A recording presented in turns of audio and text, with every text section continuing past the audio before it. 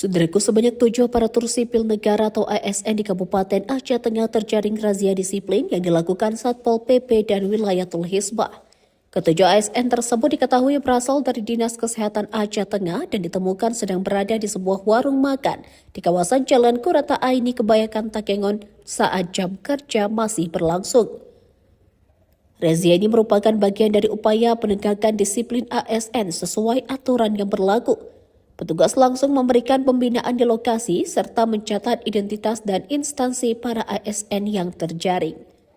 Kepala Satpol PP dan WH Aceh Tengah Hamdani menegaskan bahwa kegiatan ini bukan untuk mencari kesalahan, melainkan sebagai bentuk pembinaan agar ASN lebih disiplin dalam menjalankan tugasnya. Menurutnya, disiplin kerja merupakan kunci utama dalam memberikan pelayanan terbaik kepada masyarakat. Satpol PP juga mengingatkan seluruh ASN untuk mematuhi jam kerja yang telah ditetapkan, mulai dari jam masuk kerja, waktu istirahat, hingga jam pulang kantor.